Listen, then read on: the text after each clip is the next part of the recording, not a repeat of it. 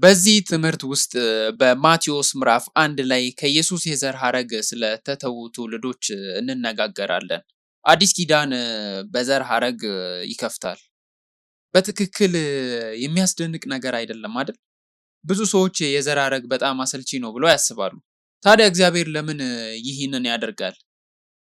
ለምን አዲስ ኪዳንን በዘር ሐረግ መክፈት አስፈለገ? ምክንያት መኖር አለበት አይደል?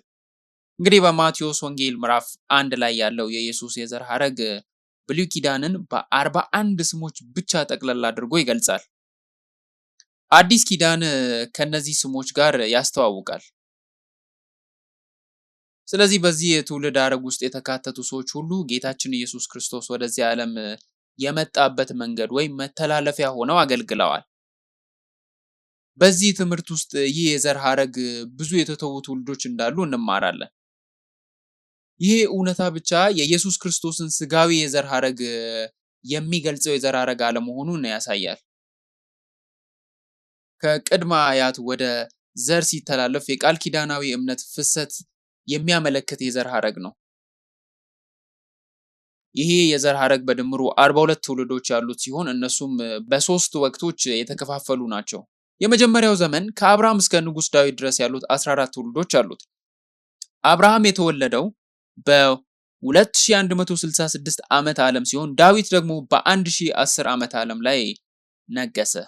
ስለዚህ ይህ 14 ትውልድ ብቻ ያለው የ1163 ዓመታት ርዝመት ነው። 1163 ዓመታት ለ14 ካካፈላችሁት 83.1 ታገኛላችሁ። ያም ማለት አንድ ትውልድ በአማካይ 83.1 ዓመታት ነበረው ማለት ነው። ይሄ በጣም ረጅም ነው። ምክንያቱም በመጽሐፍ ቅዱስ ውስጥ አንድ ትውልድ በአማካይ ከ25 እስከ 30 ዓመት ነው ይላል። ስለዚህ ያ ብቻ የሚያሳየው የዘር ሐረግ በውስጡ ግድፈቶች ሊኖሩ ይገባል፣ እንደዚህማ በትክክል ሊመጣ አይችልም የሚለውን ሐሳብ ያነሳል። ስለዚህ አሁን እነዚህ ጉድለቶች የት እንደነበሩ ለማወቅ እንሞክራለን። እነዚህ ትውልዶች ከኢየሱስ የዘር ሐረግ የተወገዱበትን ምክንያት ለማየትም እንሞክራለን። በመጨረሻም እነዚህ በዘር ሐረግ ውስጥ ክፍተቶች ቢኖሩም የዘር ሐረጉ እንዴት ሊቀጥል እንደቻለም እንመለከታለን። ስለዚህ በመጀመሪያዎቹ የትኞቹ ትውልዶች እንደጠፉ እንመልከት እስኪ። እያንዳንዱ ስም ከብሉይ ኪዳን መዝገብ ጋር በጥንቃቄ ስናወዳደር በዘር ሐረግ የመጀመሪያ ጊዜ ውስጥ ሁለት ትላልቅ ክፍተቶች እንዳሉ እንገነዘባለን። እስኪ እዚህ ጋር የዘር ሐረጉን እንመልከት። ከአብርሃም ይጀምራል። እናም ከአብርሃም፣ ከይስሐቅ፣ ከያዕቆብ፣ ከይሁዳ፣ ከፋሬስ፣ ከኤስሮን፣ ከአራም፣ ከአሚናዳብ፣ ከነአሶን፣ ከሰልሞን፣ ከቦኤዝ፣ ከኦቤድ፣ ከእሰይ፣ ከዳዊት የመጣ እንደሆነ ይታወቃል። እነዚህ የመጀመሪያዎቹ ክፍለ ጊዜ ላይ 14 ትውልዶች ናቸው። ስለዚህ እያንዳንዱ ስም አንድ በአንድ እንመልከት። አብርሃም ይስሐቅን፣ ያዕቆብን እናውቃቸዋለን። ማለቴም ቀለል ያሉ ናቸው እነዚህ ከፊት ለፊት ያሉት። ይሁዳ የያዕቆብ አራተኛ ልጅ ነው። ስለዚህ በዚህ ምንም ክፍተት እንደሌሉ እናውቃለን። ፋሬስ ማን ነው? በዘፍጥረት ምዕራፍ 38 ላይ ትዕማር ለይሁዳ ከወለደቻቸው መንታ ልጆች መካከል አንዱ ፋሬስ ነው። ስለዚህ እዚህ ያሉት የመጀመሪያዎቹ 5 ትውልዶች ሁሉም ተከታታይ ናቸው። ምንም ክፍተት አላየንም። እናም እዚህ ጋር ኤስሮን አለ። ኤስሮን ማን ነው? ይህ ስም እኛ በጣም ብዙ ጊዜ የምንጠራው ስም አይደለም። እስቲ ኤስሮን ማን እንደሆነ እኔ ኤስሮን በዘፍጥረት ምዕራፍ 46 ላይ ነው የተጠቀሰው። በዘፍጥረት ምዕራፍ 46 ከቁጥር 8 ላይ ወደ ግብጽ የሄዱት 70 የያዕቆብ ቤተሰብ አባላትን ይዘረዝራል። በቁጥር 12 ላይ ኤስሮም የሚለው ስም ይታያል። ያም ማለት ኤስሮም በ1876 ዓመተ ዓለም ወደ ግብጽ የወረደው 70 የያዕቆብ ቤተሰብ አባላት አንዱ አካል ነበረ ማለት ነው። የዚያ ትውልድ አካል ነበረ። በመቀጠል ራም ማን ነው?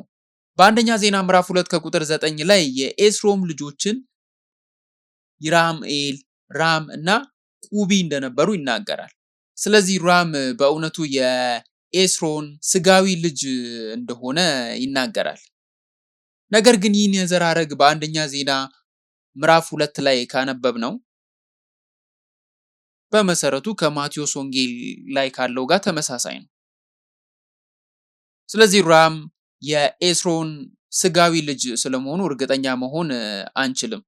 በእርግጥ እዚህ ላይ የተከፋፈለ የዘር ሐረግ ነው የሚለውን መከራከሪያ ማቅረብ ብንችልም ይህም ማለት ከአንድ ወቅት አያት ሄዶ በሶስት ወንድ ልጆች ይከፋፈላል አይደል?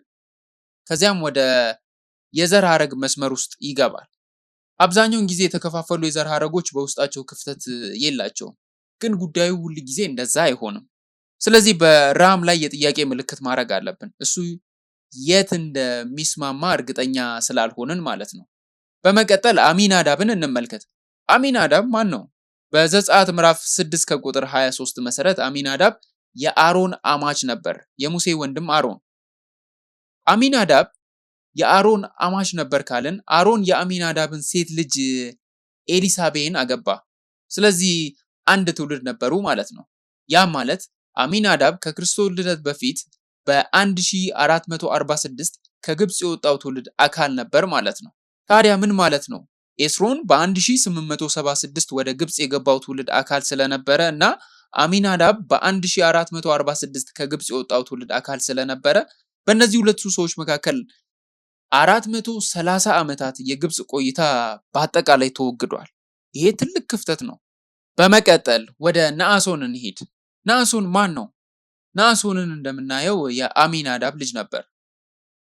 ነአሶን በምድረ በዳ የመጀመሪያ ትውልድ መሪ ነበር። በዘሁልቁ ምዕራፍ 2 ከቁጥር 3 መሰረት ነአሶን የይሁዳ ነገድ አለቃ ነበር ይላል። እንደገና የአሚናዳብ ልጅ እንደሆነ ይናገራል። ስለዚህ እዚያ ምንም ክፍተቶች የሉ። እሺ ሰልሞን ረዓብን እንዳገባ መጽሐፍ ቅዱስ ይናገራል። ረዓብ የኢያሪኮ ጋለሞታ ነበረች። ስለዚህ ሰልሞን በ1406 ዓመተ ዓለም ላይ ኢያሪኮን ለመውረር የገባው ትውልድ አካል ነበር ማለት ነው። ቀጥሎም ቦዔዝ መጣ። ቦዔዝ ማን ነው? እንደምናውቀው ቦዔዝ ሩትን አገባ። ቦዔዝ እና ሩት የኖሩት በየትኛው ዘመን ነበር? ሩት ምዕራፍ 1 ከቁጥር 1 ላይ በመሳፍንት ዘመን እንደኖሩ ይናገራል። ነገር ግን የመሳፍንት ጊዜ በጣም ረጅም ነበረ። ከክርስቶስ ልደት በፊት ከ1390 እስከ 1050 ዓመተ ዓለም ድረስ 340 ዓመታት ያክል። ሆኖም ቦዔዝ የኖረው የመሳፍንት ዘመን የትኛው ክፍል ዘመን እንደሆነ በእርግጠኝነት አናውቅም። ታዲያ እንዴት ይህንን ማወቅ እንችላለን? በመጀመሪያው ዘመን የነበሩት የተቀሩት ትውልድ ማለት ኢዮቤድ፣ እሰይና ዳዊትን ብንመረምር ቦዔዝ የነበረበትን ጊዜ በተመለከተ ትምህርታዊ የሆነ ግምት ማድረግ እንችላለን። በሩት ምዕራፍ 4 ከቁጥር 17 መሰረት ኢዮቤድ የእሰይ አባት ሲሆን እሰይ ደግሞ የዳዊት አባት እንደሆነ እናያለን። ስለዚህ በሩት ምዕራፍ 4 ከቁጥር 17 የዘር ሐረግ መሰረት እናየዋለን ማለት ነው። በዚህ መጽሐፍ ውስጥ እንደዚህ አይነት የሰው ስም ሲዘረዘር ብዙውን ጊዜ በመካከላቸው ምንም ክፍተቶች የሉም ማለት እንችላለን። ምንም ግድፈቶች የሉም። እነዚህ ሁሉ ተከታታይ ትውልዶች ናቸው። ያም ማለት ቦዔዝ፣ ኢዮቤድ፣ እሰይ፣ ዳዊት ሁሉም ተከታታይ ናቸው። ይህም ጥሩ ነው፣ ምክንያቱም ዳዊት መቼ እንደተወለደ እናውቃለን። ዳዊት የተወለደው በ1040 ዓመተ ዓለም ሲሆን በመጽሐፍ ቅዱስ ውስጥ አንድ ትውልድ ከ25 እስከ 30 ዓመታት እንደሚረዝም መረጃውን ተጠቅመን ቦዔዝ መቼ እንደተወለደ የተማረ ሰው ግምት ማድረግ እንችላለን። ከዳዊት መወለድ ጀምሮ 25 ወይም 30 ዓመታት ብንጨምር ወደኋላ ልንቆጥረው እንችላለን ማለት ነው። ውጤቱ የሚሆነው ቦዔዝ የተወለደው በ1100 ዓመተ ዓለም የመጀመሪያው አጋማሽ ላይ የሆነ ቦታ ነው ማለት ነው። ያ ማለት ምን ማለት ነው? እንግዲህ ሰልሞን በ1406 ዓመተ ዓለም በኢያሪኮ ወረራ ጊዜ የሄደ ትውልድ አካል ነበረ። ቦዔዝ የተወለደው በ1100 ዓመተ ዓለም የመጀመሪያው አጋማሽ ላይ የሆነ ቦታ ነው። ይህ ማለት በሰልሞንና ቦዔዝ መካከል ወደ 300 የሚጠጉ የመሳፍንት ዘመን ተወግዷል ማለት ነው። ስለዚህ አሁን በኢየሱስ የዘር ሐረግ የመጀመሪያ ጊዜ ውስጥ ሁለቱ ትላልቅ ክፍተቶች የት እንዳሉ አውቀናል። በኤስሮን፣ በራም እና በአሚናዳብ መካከል 400 ዓመታት ያህል የግብፅ ቆይታ ተወግዷል። በሰልሞን እና በቦዔዝ መካከል 300 የሚያህሉ የመሳፍንት ዘመናት ተወግደዋል። ታዲያ ይህ ምን ማለት ነው? ይህንን ማወቅ ለምን ያስፈልጋል? በፊት እንደተናገርኩት ኢየሱስ ክርስቶስ ወደዚህ ዓለም ሊመጣ የሚችልበት መንገድ እግዚአብሔር እንዲጠቀምባቸው ይህ የትውልድ ሐረግ እምነቱን የጠበቁ እንደሆኑ ያስተምረናል። የቃል ኪዳኑን እምነት ለመጠበቅና ክርስቶስ እስኪመጣ ድረስ ለትውልድ ለማስተላለፍ እንደነዚህ አይነት ሰዎች መሆን ያስፈልጋል። በመቀጠልም እነዚህ ትውልዶች ለምን እንደተወገዱ ማወቅ እንፈልጋለን። ይህንን በመማር እነዚህ ሰዎች የሰሩትን ስህተት እንዳንሰራ ሊያደርገን ማለት ነው። በመጀመሪያ በግብፅ የነበሩትን ትውልዶች እንመልከት። ጣዖትን ማምለክ ጀመሩ። በኢያሱ ምዕራፍ 24 ከቁጥር 14 መሰረት አሁንም እግዚአብሔርን ፍሩ፣ በፍጹምም በእውነተኛም ልብ አምልኩት፣ አባቶቻችሁም በወንዝ ማዶ በግብፅ ውስጥ ያመለኳቸውን አማልክት ከእናንተ አርቁ፣ እግዚአብሔርንም አመልኩ ይላል። ግብፃውያን ብዙ ጣዖታትን የሚያመልኩ ሕዝብ የነበረችበት ከተማ ነበረች። እስራኤላውያን በባርነት ይኖሩ ነበረ። በጊዜውም በእነሱ ተጽዕኖ ስር ሆነው እነዚህን ሌሎች አማልክትን ተከትለው መሆን አለበት ይህ ጥቅስ የመጣው። በሁለተኛ ደረጃ እስራኤላውያን በግብፅ ሳሉ ሰንበትን አፍርሰው ነበረ። ምክንያቱም በጥንት ግብፅ መዛግብት መሰረት ግብፃውያን የዚያን ጊዜ የ10 ቀን የሳምንት አቆጣጠር ነበራቸው። ለእነሱም አንድ ሳምንት 10 ቀናት ርዝማኔ ስለነበረው ነው። ሰንበት በየ7ኛው ቀን ይመጣል አይደል? ስለዚህ እነዚህ የቀን አቆጣጠሮች ሁለቱ የማይጣጣሙ በመሆናቸው እዚያው ማየት እንችላለን። በግብፅ ያለው የህይወት ዘይቤ ከእግዚአብሔር የቀን መቁጠሪያ ጋር የሚመሳሰል አልነበረም። ግብፅ ይህን የኃጢአተኛው የወደቀውን ዓለም ትመሰክራለች። ዓለም እንደ እግዚአብሔር ጊዜ አትኖርም። ዓለም ከእግዚአብሔር ጋር የሚመሳሰል ነገር የለውም። ስለዚህ ከእግዚአብሔር ጋር ለመራመድ በመንፈሳዊነት ከግብፅ መውጣት አለብን። እናም ህይወታችንን ወደ እግዚአብሔር ጊዜ አቆጣጠር የቀን መቁጠሪያና ከእግዚአብሔር ጊዜ ጋር የሚመሳሰል ማድረግ አለብን። ይህን ለማድረግ በጣም ጥሩ መንገድ የጌታን ቀን ማክበር ነው። እግዚአብሔር የጌታን ቀን የመሰረተው እኛ ከእግዚአብሔር ጋር እንድንመሳሰል ነው። ከእግዚአብሔር ጋር እንድንሄድ ህይወታችን አንድ አይነት ምትና ፍጥነት ሊኖረው ስለሚገባ ነው። በሶስተኛ ደረጃ እስራኤላውያን በግብፅ በነበሩበት ጊዜ ለእግዚአብሔር መስዋዕት ማድረግ አልቻሉም። በሌላ አነጋገር እግዚአብሔርን ማምለክ አይችሉም ማለት ነው። ተመልከቱ እዚህ ጋር ዓለም ሁል ጊዜ እግዚአብሔርን እንዳናመልክ ሊከለክለን ይሞክራል ማለት ነው። በግብፅ ውስጥ ለምንድን ነው መስዋዕት ማድረግ ያልቻሉት? በዘጸአት ምዕራፍ 8 ከቁጥር 26 መሰረት ሙሴ እንዲህ ይላል። ሙሴም ለእግዚአብሔር ለአምላካችን የግብፃውያንን እርኩሰት እንሰዋለንና እንዲህ ይደረግ ዘንድ አይገባም። እነሆ እኛ የግብፃውያንን እርኩሰት በፊታቸው ብንሰዋ አይወግሩንምን ብሎ ይጠይቃል። ይሄ ምን ማለት ነው? እስራኤላውያን የሚሰዉት እንደ በግ ወይም ደግሞ በሬ የሚሰዉ እንስሳት ሁሉ ለግብፃውያን አማልክት ነበሩ። ስለዚህ እስራኤላውያን አማልክቶቻቸውን ሲሰዉ ቢያዩ አይተዋቸውም ነበር፣ ሊገድሏቸው ይሞክራሉ። ሙሴ እዚህ ለማለት እየሞከረ ያለው ይህንኑ ነው። ስለዚህ ለ400 ዓመታት ያህል በግብፅ ባሪያዎች ሳሉ ለእግዚአብሔር መስዋዕት ማድረግ አልቻሉ። በግብፅ የነበሩት ትውልዶች ከኢየሱስ የዘር ሐረግ የተወሰዱት ለዚህ ነው። በመቀጠልም በመሳፍንት ጊዜ ውስጥ ትውልዶችን እንመልከት። ከኢየሱስ የዘር ሐረግ ለምን ተወሰዱ? በመጀመሪያም እግዚአብሔር ወይም ስራውን አያውቁም ነበር፣ ቃሉንም አላወቁትም ነበር። ኢያሱ ከሞተ በኋላ በመሳፍንት ምዕራፍ 2 ከቁጥር 10 ላይ እንዲህ ይላል፣ ትውልድ ሁሉ ደግሞ ወደ አባቶቻቸው ተከማቹ፣ ከዚያም በኋላ እግዚአብሔርንም ለእስራኤልም ያደረገውን ስራ ያላወቀ ሌላ ትውልድ ተነሳ ይላል። ስለዚህ ኢያሱ ከሞተ በኋላ እምነቱ ለዚያ ትውልድ አልተላለፈም ነበር። እግዚአብሔርንም ሆነ በቤዛነት ታሪክ ውስጥ ያከናወናቸውን ስራዎች የሚያውቁበት አጋጣሚ አልነበረም። እግዚአብሔርን ካላወቃችሁ ወይም ቃሉን ካላወቃችሁ ያደረገልንን ስራ ካላወቃችሁ ምን ይሆናል? መጽሐፍ ቅዱስ አምላካቸውን ትተዋል ይላል። በመሳፍንት ምዕራፍ 2 ከቁጥር 11 እስከ 13 ላይ ያለውን እስኪ እንመልከት። የእስራኤልም ልጆች በእግዚአብሔር ፊት ክፉ የሆነ ነገር አደረጉ፣ በአሊምንም አመለኩ፣ ከግብፅ ምድርም ያወጣቸውን የአባቶቻቸውን አምላክ እግዚአብሔርን ተዉ፣ በዙሪያቸውም ካሉት ከአሕዛብ አማልክት ሌሎችን አማልክት ተከተሉ፣ ሰገዱላቸውም፣ እግዚአብሔርንም አስቆጡ። እግዚአብሔርንም ትተው በኣልንና አስታሮትን አመለኩ። ከዚያም በኋላ በዓይናቸው ትክክል የመሰላቸውን ነገር አደረጉ። በመሳፍንት ምዕራፍ 21 ከቁጥር 25 ላይ እሱ የመሳፍንት መጽሐፍ ቅዱስ መጨረሻው ቁጥር ነው። እግዚአብሔር ግን በዛ ቦታ ላይ እንዲህ ሲል ይደመድመዋል። በዚያም ዘመን በእስራኤል ዘንድ ንጉሥ አልነበረም፣ ሰው ሁሉ በፊቱ መልካም መስሎ የታየውን ያደርግ ነበር ይላል።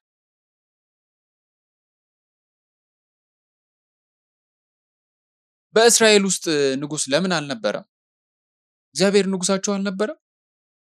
ስለዚህ ይህ ጥቅስ እስራኤላውያን በመሳፍንት ዘመን አምላክን እንደ ንጉሳቸው እንዳልተቀበሉትና በራሳቸው ዓይን ትክክል የሆነውን ነገር እያደረጉ እንደቀጠሉ ያመለክተናል። እግዚአብሔርን ሳናውቅ ስንቀር ይሄ ነው የሚሆነው። የመቤዠትን ታሪክ በመማር እግዚአብሔር በሰዎች ልጅ ታሪክ ውስጥ ለአባቶቻችን ያደረገውን እያወቅን እንመጣለን። የቤዛነት ታሪክን መማር በሰው ልጅ ታሪክና በሕይወታችን ውስጥ የእግዚአብሔርን የማዳን ተግባራት በምሳሌነት ለማወቅ እንሞክራለን ማለት ነው። ተመልከቱ፣ የእግዚአብሔር ስራዎች ጊዜ የማይሽራቸው ናቸው። አሁንም በሕይወታችን ውስጥ ጣልቃ እየገባና በመጽሐፍ ቅዱስ ዘመን እንዳደረገው እየሰራ ነው። ስለዚህ ቃሉን በመማር እግዚአብሔር በሕይወታችን ውስጥ እንዴት እየሰራ እንዳለ ማወቅ እንችላለን ማለት ነው። ነገር ግን በመሳፍንት ዘመን የነበሩ ሰዎች ይህንን ስለማያውቁ እግዚአብሔርን ትተው አምላክም የሌላቸው፣ ስለዚህ በራሳቸው ዓይን መልካም መስሎ የታያቸውን ሁሉ እያደረጉ ነበረ። ለዚያ ነው የዘር ሐረግ የተወሰደው ከነሱ።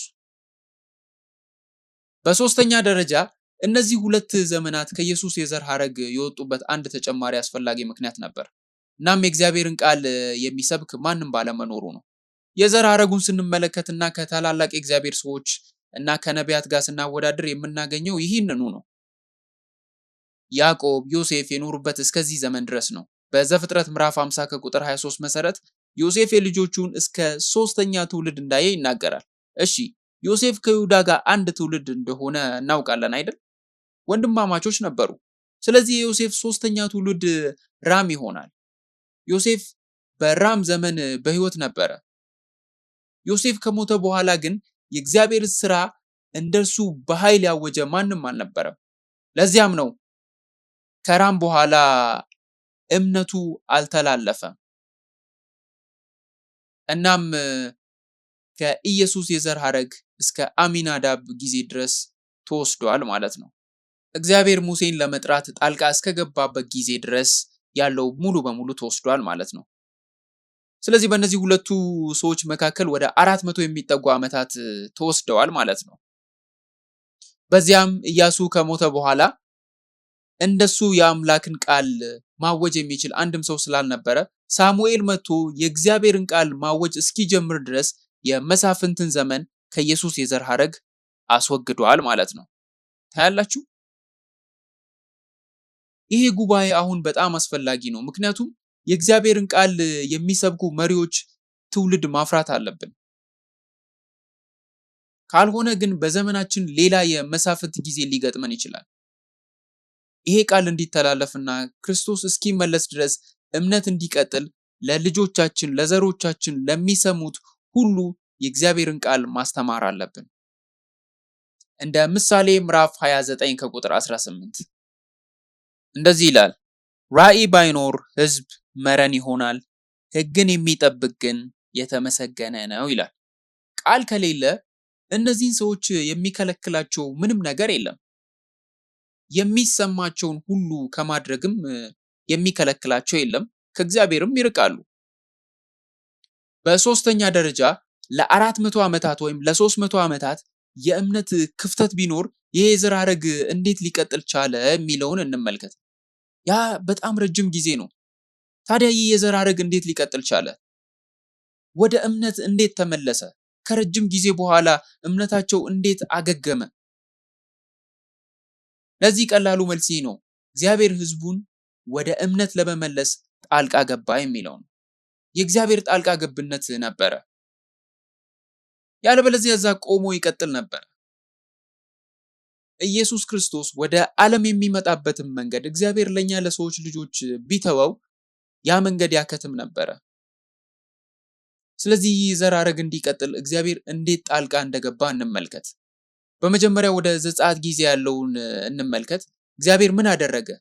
እንዴትስ ስራውን ሰራ? በሐዋርያት ሥራ ምዕራፍ 7 ከቁጥር 17 መሰረት እንዲህ ይላል። እግዚአብሔርም ለአብርሃም የማለለት የተስፋው ዘመን ሲቀርብ ዮሴፍን የማያውቀው ሌላ ንጉሥ በግብፅ ላይ እስኪነግስ ድረስ ሕዝቡ እየተጨመሩ በግብፅ በዙ ይላል። ይህ ጥቅስ ስለምን እያወራ ነው? የተስፋው ጊዜ እያለ የሚጠቅሰው ዘጸአት ስለመቃረቡ ነው? በዘፍጥረት ምዕራፍ 15 ከቁጥር 13 ለአብርሃም ቃል ገባለት። በዚያም አብርሃምንም አለው ዘርህን ለሱ ባልሆነች ምድር ስደተኞች እንዲሆኑ በእርግጥ እወቅ፣ ባሪያዎች አድርገውም 400 ዓመታት ያስጨንቋቸዋል ይላል። እንግዲህ ይህ የሆነው የዛሬ 5600 ዓመት ገደማ ነበር። ማንም ሰው ስለዚህ ነገር አላሰበም። ነገር ግን እግዚአብሔር ጊዜን ይጠብቅ ነበር። እግዚአብሔር ጊዜን ይቆጥር ነበር። እናም ያ ጊዜ እየቀረበ ሲመጣ እግዚአብሔር እቅዱን ተግባራዊ ማድረግ ጀመረ። በመጀመሪያ ያደረገው ነገር በግብፅ ሕዝብ እንዲበዛና እየጨመሩ እንዲሄዱ አደረገ። በዘጸአት ምዕራፍ 1 ከቁጥር 7 ላይ እንዲህ ይላል፣ የእስራኤልም ልጆች አፈሩ፣ እጅግም በዙ፣ ተባዙም፣ እጅግም ጸኑ፣ ምድሪቱም በእነሱ ሞላች ይላል። እነዚህ ታላቅ በረከቶች ናቸው አይደለም? በዘፍጥረት ምዕራፍ 1 ላይ እግዚአብሔር ለሰው ልጆች የገባላቸው በረከቶች እነዚህ ናቸው። ነገር ግን ይህ በግብፅ በእስራኤላውያን ላይ በደረሰ ጊዜ ለእነሱ እንደ በረከት ሆኖ አልተሰማቸውም። ለምን? ምክንያቱም ግብፃውያንን ይፈሯቸው ነበራ። ፈርዖንም ለሕዝቡ የሚያስተላልፈው መልእክት እነሆ የእስራኤላውያን ልጆች ሕዝብ ከኛ ይበዛሉ፣ ብርቱዎችም ናቸው እያለ ነው። ታዲያ ምን አደረጉ? በዘጸአት ምዕራፍ 1 ከቁጥር 11 ላይ ባለው መሰረት በብርቱ ስራም ያስጨንቋቸው ዘንድ ግብፅ አስገባሪዎችን ሾሙባቸው። ለፈርዖንም ፊቶምንና ራምሴንም ጽኑ ከተሞች አድርገው ሰሩ ይላል። በቁጥር 12 ላይ እንዲህ ይላል፣ ነገር ግን እንዳስጨነቋቸው መጠን እንዲሁ በዙ፣ እጅግም ጸኑ፣ ከእስራኤልም ልጆች የተነሳ ተጸይፈዋቸው ነበረ ይላል። ባሰቃያቸው መጠን በዙ። ይህ የእግዚአብሔር እቅድ አካል ነው። ታዲያ እንዲህ አይነት መከራ በደረሰ ጊዜ እስራኤላውያን ምን አድርገው ነበር? በዘጸአት ምዕራፍ 2 ከቁጥር 23 ላይ ያለውን እስኪ እንመልከት። ከዚያም ከብዙ ቀን በኋላ እንዲህ ሆነ፣ የግብፅ ንጉሥ ሞተ፣ የእስራኤልም ልጆች ከባርነት የተነሳ አለቀሱ፣ ጮሁም፣ ስለ ባርነታቸውም ጩኸታቸው ወደ እግዚአብሔር ወጣ ይላል። ተመልከቱ፣ ይህ ሁሉ የእግዚአብሔር እቅድ አካል ነው። ሁሉም የሱ አቅርቦት አካል ነው። እግዚአብሔር እስራኤላውያንን እያበዛ ያለው በምክንያት ነው። ከዚያም ግብፃውያን ያንን ባዩ ጊዜ የሚያስጨንቋቸው ነበር። በዛ መከራ ምክንያት እስራኤላውያን ተንበርክከው ወደ እግዚአብሔር እንዲጸልዩ ያደረጋቸው፣ ተንበርክከውም እንዲወድቁ አደረጓቸው። ያ የእግዚአብሔር እቅድ አካል ነበር። እግዚአብሔር ለነሱ ያዘጋጀው በረከት ይህ ነው። በኢብራይስጥ የበረከት ለሚለው ቃል ትክክለኛ ትርጓሜው ባራክ ነው። የቃሉ ስርወ ቃልን ከተመለከትን የቃሉን አመጣጥ ከስሩ ሄደን ብንመለከት ተንበርከክ ወይም ደግሞ መንበርከክ ማለት ነው። ስለዚህ መጽሐፍ ቅዱስ ለጸሎት መንበርከክ መታደል ነው እያለ ነው። ተንበርክኮ ለእግዚአብሔር መገዛት መታደል ነው። እግዚአብሔር እስራኤላውያንን ባመጣባቸው መከራ እንዲያደርጉ የፈቀደው ይህንኑ ነው። ታዲያ ተንበርክከው ወደ እግዚአብሔር ሲጸልዩ እግዚአብሔር ምን አደረገ?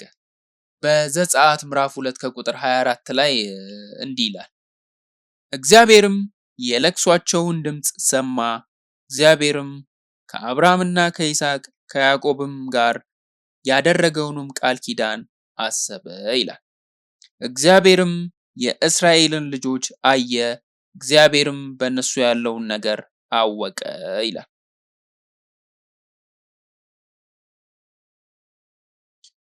እግዚአብሔር ሙሴን ወደ እነሱ የላከው በዚያ ጊዜ ነው። በዚያ ጊዜ ነበር። ተመልከቱ፣ እግዚአብሔር ይህን ሁሉ አቅዶ ነበር። እስራኤላውያን ወደ እግዚአብሔር እንዲጸልዩ እና እግዚአብሔር ከዛ ውስጥ የሚያወጣቸውን ሙሴም በመላክ ጣልቃ እንዲገባ ያደረገውን ነገር ሁሉ አቅዶበት ነው ያደረገው። ይሄ በገላትያ ምዕራፍ 4 ከቁጥር 4 ላይ እንዳለው ማለት ነው። እንዲህ ይላል፣ ነገር ግን የዘመኑ ፍጻሜ በደረሰ ጊዜ እግዚአብሔር ከሴት የተወለደውን ከሕግም በታች የተወለደውን ልጁን ላከ ይላል። ይሄ የእግዚአብሔር ጊዜ ነው እና ትክክለኛውም ጊዜ ነው። ሙሴ በመጣ ጊዜ የእስራኤልን ልጆች ሽማግሌዎችንና አለቆችን አሰባሰበ። አሮንንና የእግዚአብሔርን ቃል ሁሉ እንዲነግሯቸው አደረገ። የእግዚአብሔርን ቃል ሲሰሙ ምን አደረጉ? ሙሴ በመጣ ጊዜ የእግዚአብሔርን ልጆች ሽማግሌዎችን፣ አለቆችን ሰበሰበ። አሮንንም የእግዚአብሔርን ቃል ሁሉ እንዲነግሯቸው አደረገ። የእግዚአብሔርን ቃልም ሲሰሙ ምን አደረጉ?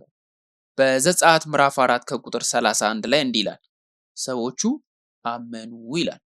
እግዚአብሔር እንደሚያስብላቸው መከራቸውንም እንዳየ በሰሙ ጊዜ አመኑ ይላል። አጎንብሰውም እግዚአብሔርን አመለኩ። ለ400 ዓመታት ያህል ከእምነት ወጥተው ነበር። ነገር ግን በእግዚአብሔር ጣልቃ ገብነት ሰዎቹ አምነዋል፣ እምነታቸውንም መልሰዋል። ይሄ እንደ ተአምር ነው።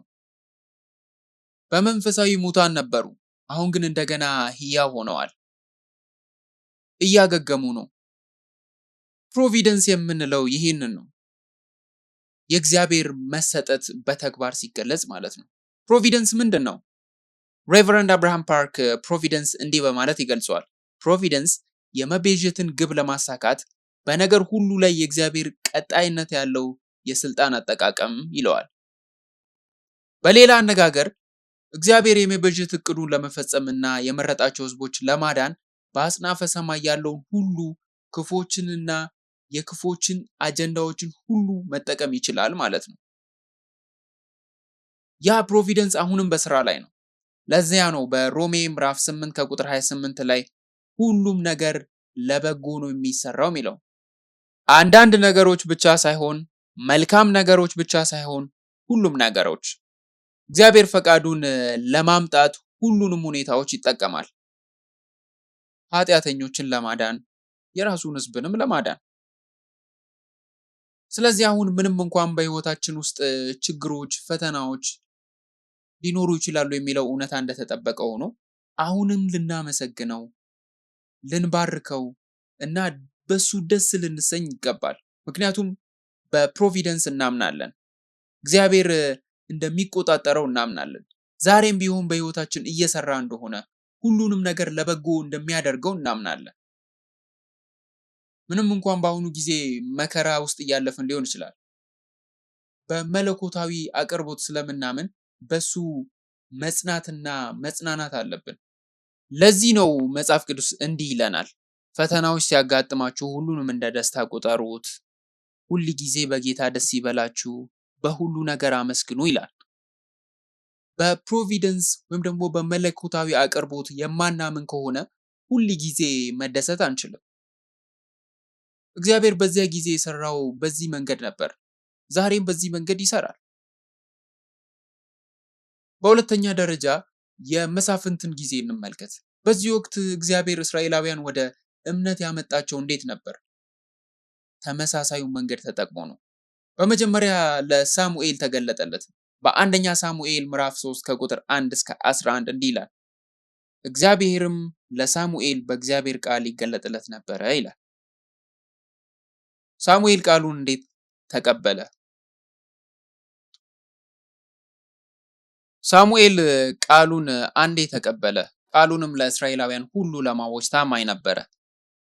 ነገር ግን በዚህ ጊዜ ውስጥ አንድ ተጨማሪ ድርጊት አለ። በዚያን ጊዜ ውስጥ እምነቱን ያስቀጠለ፣ የኢየሱስን የዘር ሐረግ ያስቀጠለ ቦዔዝ የሚባል ሰው መጣ። የቦዔዝ እና የሩት ታሪክ በጣም አስደሳች ነው። ምክንያቱም በእግዚአብሔር የመቤዠት ታሪክ ውስጥ በአይሁዶች እና በአሕዛብ መካከል ስላለው መስተጋብር ያስተምረናል። ሁላችንም የሩትንና የቦዔዝን ታሪክ እናውቃለን አይደል? እስራኤላውያን ማለትም አቤሜሌክ እና ኖሃሜን ሁለት ወንዶች ልጆች እንደነበሯቸው እናውቃለን። ከነዚህም መካከል ሞዓባዊቷን ሩትን ያገባው መሐሎን ነበረ።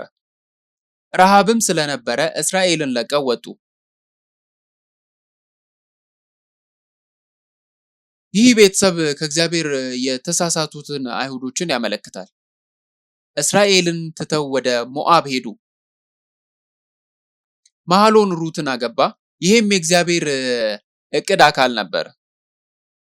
የቤተሰብ አባላቱ በሙሉ ሞቱ። ስለዚህ ወደ እስራኤል የተመለሱት ሴቶቹ ኑኃሚን እና ሩት ብቻ ነበሩ። ይህ ቤተሰብ ከእግዚአብሔር የተሳሳቱትን አይሁዶች ያመለክታል። እስራኤልን ትተው ወደ ሞዓብ ሄዱ። መሐሎን ሩትን አገባ።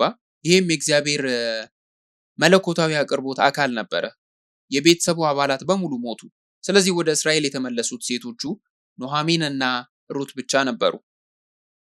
በወቅቱ በነበረው የጋብቻ የሕግ መሰረት ሩት የአቤሜሌክንና የመሐሎንን የዘር ሐረግ ለመቀጠል የቅርብ ዘመድ የሆነውን ቦዔዝን ልታገባ ትችል ነበር። በወቅቱ በነበረው ሕግ መሰረት የመጀመሪያ ልጃቸው ከሞተ በኋላ የሚቀጥለው ማግባትና ዘር ማስቀጠል ይችሉ ነበር። በዘዳግም ምዕራፍ 25 ከቁጥር 6 ላይ እንዲህ ይላል፣ የሟቹ ስም ከእስራኤል ዘንድ እንዳይጠፋ ከእርሷ የሚወለደው በኩር ልጅ በሞተው በወንድሙ ስም ይጠራ ይላል። የመጀመሪያው ልጅ ኦቤድ ነበር። ይሁን እንጂ የኦቤድ ስም የመጣው በኢየሱስ የዘር ሐረግ ውስጥ በቦዔዝ ስር ነው። እዚህ ምን እየሆነ ነው? ምክንያቱም የበኩር ልጅ ኦቤድ ያንን የዘር ሐረግ ለመቀጠል በመሐሎን ስም መሄድ ነበረበት። ስሙ በቦዔዝ ስም የተገለጸው ለምንድን ነው?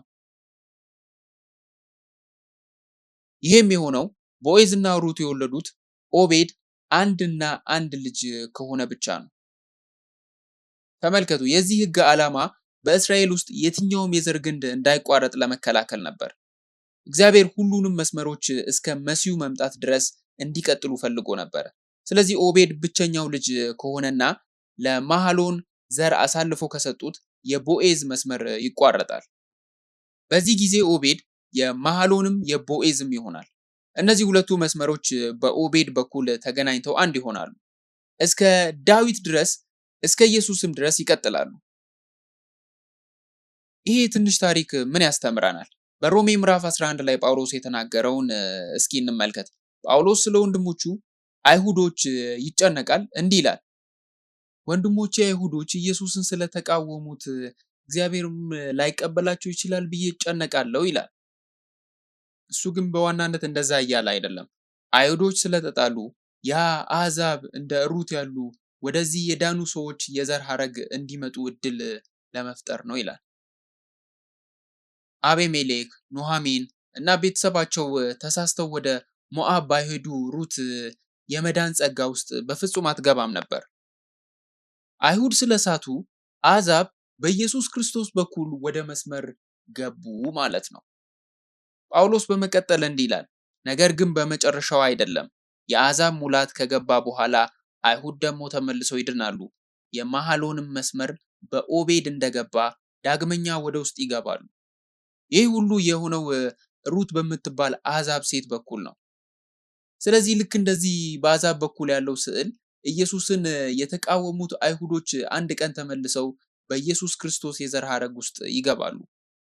ጳውሎስ በሮሜ ምዕራፍ 11 ከቁጥር 15 ላይ እንዲህ ይላል፣ የእሱ መጣል ለዓለም መታረቅ ከሆነ ከሙታን ከሚመጣው ሕይወት በቀር መመለሳቸው ምን ይሆን ይላል። ጳውሎስ እየተናገረ ያለው አይሁዶች በአሕዛብ በኩል ተመልሰው ከገቡ በኋላ ወደ ሕይወት የመመለስ ያህል ነው ይላል። ይህም እንደ ትንሣኤ ነው። የኢየሱስ ክርስቶስ የዘር ሐረግ የሚያስተምረን ይህንኑ ነው። እነዚህ ሁለት ትላልቅ ክፍተቶች 400 ዓመታትና 300 ዓመታት ይህ የዘር ሐረግ ግንድ ቀጥሏል፣ አልተቋረጠም፣ አልሞተም፣ ኢየሱስ እስኪመጣ ድረስ ቀጠለ የሚለውን ነገር ያሳየናል። እግዚአብሔር ጣልቃ ገብቶ ወደ ሕያውነት ስላመጣቸው ማለት ነው። የዚህ የዘር ሐረግ ዋና ጭብጥ ትንሣኤ ነው። እግዚአብሔር ሕዝቡን በመንፈሳዊና በስጋዊ እንዴት እንደሚያስነሳቸው የሚያሳይ ማለት ነው። ኢየሱስ ስለ ዘጸአት ጊዜ እንዲሁ ተናግሮናል። በሉቃስ ምዕራፍ 20 ከቁጥር 37 ላይ ሙታን እንዲነሱ ግን ሙሴ ደግሞ በቁጥቋጦ ዘንድ ጌታን የአብርሃም አምላክ የይስሐቅም አምላክ የያዕቆብም አምላክ በማለቱ አስታወቀ ይላል። በዘጸአት ምዕራፍ 3 የሚቃጠለው የቁጥቋጦ ምንባብ ካያችሁ ማለት ነው። ያንን እያነበብን ከሆነ ግን ስለ ትንሣኤም ሆነ ስለ ሙታን መነሳት የሚናገር ምንም ነገር የለም። ታዲያ ኢየሱስ እዚህ ስለምን እያወራ ነው? እግዚአብሔር ሙሴን ሲጠራው እግዚአብሔር እስራኤላውያንን እያነቃ ነበረ እያለ ነው። ለ400 ዓመታት ያህል በግብፅ ውስጥ በመንፈሳዊ ሙታን ሆነው ነበረ። እምነትን ጥለው መጥተዋል። ምንም የእምነት ሽግግር አልተደረገም ነበር። ነገር ግን እግዚአብሔር ሙሴን ጠርቶ ከግብፅ እንዲያወጣቸው በላከው ጊዜ ትንሣኤያቸው ይሄ ነበረ። እግዚአብሔር ሕያው አደረጋቸው። ይሄ በእኛ ላይ አሁንም እየደረሰ ያለ ነው ማለት ነው። በኤፌሶን ምዕራፍ 2 ከቁጥር 1 ላይ ያለውን እንመልከት። ኤፌሶን ምዕራፍ 2 ከቁጥር 1 ላይ በበደላችሁና በኃጢአታችሁ ሙታን ነበራችሁ፣ በእሱም በዚህ ዓለም እንዳለው ኑሮ በማይታዘዙትም ልጆች ላይ አሁን ለሚሰራው መንፈስ አለቃ እንደሆነው በአየር ላይ ስልጣን እንዳለው አለቃ ፈቃድ በፊት ተመላለሳችሁባቸው ይላል። እሱ እንደ ሙታን ወይም እንደ ሞተ አላለም። ነገር ግን ክርስቶስን ከማግኘታችሁ በፊት በኃጢአታችሁ ሙታን ነበራችሁ አለ። በኢየሱስ በኩል ግን እንደገና ሕያው ሆነናል። ደግሞ በኢሳይያስ ምዕራፍ 53 ከቁጥር 6 ላይ እንዲህ ይላል፣ እኛ ሁላችንም እንደ በጎች ተቅበዝብዘን ጠፋን፣ ከእኛም እያንዳንዱ ወደ ገዛ መንገዱ አዘነበለ፣ እግዚአብሔርም የሁላችንን በደል በእሱ ላይ አኖረ ይላል። እያንዳንዳችን ነው የሚለው። ታዲያ ዛሬ በዚህ ጉባኤ ላይ የእግዚአብሔርን ቃል የተቀበልን በኢየሱስ ያመንን እንዴት ነው የምንሆነው? እግዚአብሔር እየተከተለን ነው። ቸርነቱና ጸጋውን እኛን እንዲያሳድድ አደረገ። የእግዚአብሔር ፍቅርና ደግነት ሁሌም አይናችን ላይ ነው። የእሱን ፕሮቪደንስ ወይም ደግሞ መለኮታዊ አቅርቦት እኛን ይዞናል። እኛን ለመመለስ ሁሉንም ሁኔታዎች ተጠቅሟል። ከሞትም መለሰን። እግዚአብሔር ፈጽሞ እንድንሄድ አልፈቀደልንም። ሁል ጊዜም አጠገባችን ነበረ። እናም እኛንም መለሰን። አሁን እንደገና ሕያው ሆነን ዛሬ በሕይወታችን ውስጥ የእግዚአብሔር ፈቃድ የሚሰራው በዚህ መንገድ ነው። የኢየሱስ የዘር ሐረግ የሚያስተምረንም ይህንኑ ነው። ዋናው ጭብጥ የእግዚአብሔር ሕዝብ በትንሣኤ መነሳቱ ነው። ይህ ሁሉ እንዲሆን ያስቻለው ደግሞ የእግዚአብሔር ሉዓላዊ ጸጋ፣ ፍቅሩና ቅንነቱ ነው። ለሰዎች ያንን ነገር ቢተወው ያ የዘር ሐረግ ከረጅም ጊዜ በፊት ያበቃለት ነበር። ምንም እንኳን የሰው ልጅ ክህደት፣ ታማኝ አለመሆን፣ ጉድለቶችና ፍጹም መሆን አለመቻል የእግዚአብሔር ቅንነትና ፍቅራዊ ደግነት የማዳን እቅዱን ፈጽሞ የገባውን ቃል ኪዳን ከመፈጸም ሊያስቆም አልቻለም። በእኛ ላይ የሚይዘው ቅንነቱና ፍቅሩ፣ ደግነቱና ምሕረቱ ነው ይሄንን ያደረገው። ለዛ ነው ተስፋዎቹ ሁሉ እንደሚፈጸሙ እርግጠኛ መሆን እንችላለን የምንለው። አንድም ነገር ሳይሟላ አይቀርም። ማንም ሰው ደግሞ የእግዚአብሔር ቃል ኪዳኖች፣ የእሱ አቅርቦቶችን ማሰናከል አይችልም። ለዚህ ነው ሁል ጊዜ ደስተኛ መሆን አለብን የምንለው። በሁሉም ነገር ማመስገን የምንችለውም ከዚህ ተነስተን ነው። እግዚአብሔር በኢየሱስ ክርስቶስ የዘር ሐረግ በኩል የሚያስተምረን ትምህርት ይህ ነው። በሁሉም ውጣ ውረዶች በሰው ልጆች ታሪክ ውስጥም ክህደቶች፣ ቅናቶች፣ የተለያዩ ነገሮችም ተፈጥረዋል። ስለዚህም ነው የተስፋው ልጅ ኢየሱስ ክርስቶስ ወደ ዓለም የመጣው። ያንንም ሕይወት ደግሞ ጌታችን ኢየሱስ ክርስቶስ እስኪመጣ ድረስ መብራታችን እንዳይጠፋና እየበራ እንዲቆይ ለማድረግ ጥረት ማድረግ አለብን። የተወደዳችሁ ወንድሞቼና እህቶቼ ዛሬ እዚህ መሆናችን፣ ይህን ቃል መቀበላችን የእግዚአብሔርን መስጠት፣ ቅንነትና ዛሬ በስራ ላይ ለመሆኑ ማረጋገጫ ነው። ለእኛም ይሄ እንዴት ያለ በረከት ነው! እኛ ምንም አላደረግንም። ነገር ግን ከኛ በኋላ የመጣው እሱ ያዘን፣ ወደ መንጋውም የመለሰን ፍቅሩ ነው። ማድረግ የምንችለው ብቸኛው ነገር ጌታችንን ማመስገንና ማመስገን ብቻ ነው። ስተን የሄድን የነበርን ኃጢአተኛ የነበርን እኛ ስለ ዳንን በጣም ማመስገን አለብን። ቃሉን በመስበክና የቤዛነት ታሪክን ለሌሎች በማስተላለፍ እግዚአብሔርን ማመስገን አለብን። እግዚአብሔርን በዛ መንገድም ማክበር አለብን። እነሱም እግዚአብሔርን በሕይወታቸው እየሰራ መሆኑን እንዲያውቁ ማለት ነው። ይሄ በረከት ወደ ሁላችሁም እንዲደርስ በጌታ በኢየሱስ ክርስቶስ ስም ጸልያለሁ። እንጸልይ። የሰማይ አባት ለእኛ ለፈቀድክልን ለዚህ አስደናቂ ጉባኤ እናመሰግናለን። እርስ በርሳችን በሺዎች የሚቆጠሩ ኪሎ ሜትሮች ብንለያይም አብረን ሳንሆን መልእክትህን እንድንካፈል ይህን ድንቅ ቴክኖሎጂ ሰጥተህናል።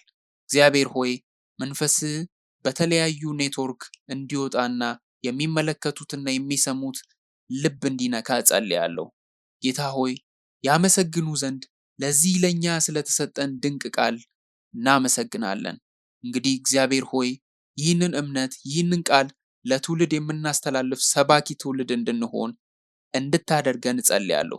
ይህም አማኞች በጠቅላላ የዘር ሐረግ ጌታችን ኢየሱስ ክርስቶስ እስኪመለስ ድረስ እንዲቀጥል እጸልያለሁ። ለሰጠህን በረከቶች ሁሉ እናመሰግንሃለን።